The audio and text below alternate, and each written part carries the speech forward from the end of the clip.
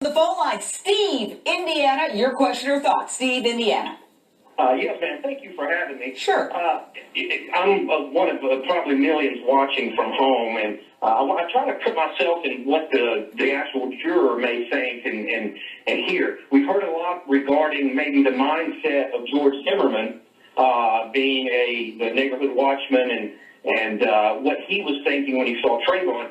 My question is, why is the description that Trayvon Martin gave, being a creepy, excuse my language, ASS cracker, why is that not being talked about so much? Because to me that's very relevant, because that to me shows a hostile attitude towards the man that turned out to be George Zimmerman. All right. And also, Okay, well, Steve, let's just do one question at a time. I want to throw that out to Tanya Young-Williams. You're an attorney, and I want to give you an opportunity to deal with that one.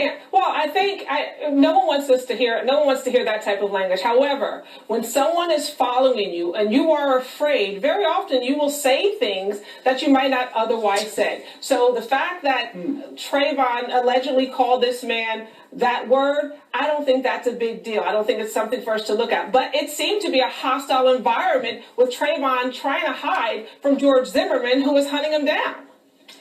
Frank Taaffe, former neighbor of George Zimmerman and supporter. I'm a cracker, and you know that language. I'm wondering, in that scenario, who had the depraved mind? Well, you know what? I want to jump in here Frank, because that's ridiculous. That's ridiculous. You heard what Rachel said today.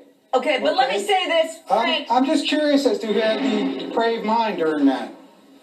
Well, let me just say this. Well, if you're talking about a depraved mind, let me I just say wonder who this. the aggressor was. I wonder who had the injuries sustained to his back of his head. The depraved mind doesn't really matter right now because Trayvon Martin is dead and not on trial. So Zimmerman's state of mind is relevant, not Trayvon Martin, because he shot and killed him. Broken nose. Come on, Trayvon's dead. If you want to talk injuries. I'm not dehumanizing Trayvon. I myself have lost 2 sons in the last 5 years. Hear me out. I'm not dehumanizing Trayvon at all. Let me make that clear. I'm saying that at that moment in time, he became the aggressor, the thug that he was. He went MMA style on top of George. You know what? And he started pounding George's head. George's statements are consistent with his injury. Frank, you haven't said anything. Hold on. Okay, Frank, you have saved your piece. You have to let other people talk. Okay. Well, I want to hear it. All right, you've saved your piece. Okay, I want to give Tanya a chance to respond, then John, then Dana. Okay. Tanya. Thank you very much, Jane. My position is this. It's not about Trayvon having a depraved mind, because right now he's not on trial. He's dead. So we're more focused on what was in Zimmerman's mind. That being said, if you have someone who is following you, and you are scared, your mindset is, I'm going to protect myself. Your mindset is, I probably don't like that person. I don't like that person who is following me. Someone is following him, Frank. Maybe in your community, No, Frank, that's not what he says. Frank, that's not what the testimony is. First of all, this is something that has occurred to me. Okay, hold on. Time out. It doesn't make sense. Use common sense. I want to point out something, because you said something that I saw on tape that we played in a bump, and I thought, And you were saying that George Zimmer was trying to stop burglaries in the neighborhood. Let's make it clear.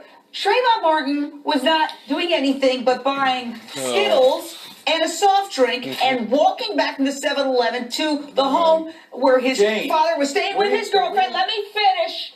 And he had earbuds on, and he was talking to his girlfriend. That is established beyond, and nobody is challenging that. He's talking to his, not girlfriend, friend on the phone, this star witness. Now, that is not something somebody does if they're up to no good. People don't talk to friends on the phone in the rain if they have another agenda.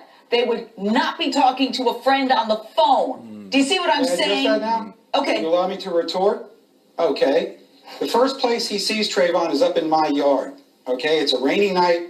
What is Trayvon doing up in my yard? He's cutting through the buildings and he looked suspicious. And yet, on February 2nd, which was one of the 911 calls that was played in court today, George called in another young black male who was prowling and loitering up in my house and looking in my house. And Mr. O'Mara asked on redirect on cross to Ramona Rump if she knew that suspect was apprehended, and she had no idea who he was. That was the African American living in our neighborhood. What made him look suspicious? What made him look suspicious in your mind just because he was walking through your yard? How many, as a kid? Because he was out of place. George knew that he didn't live there.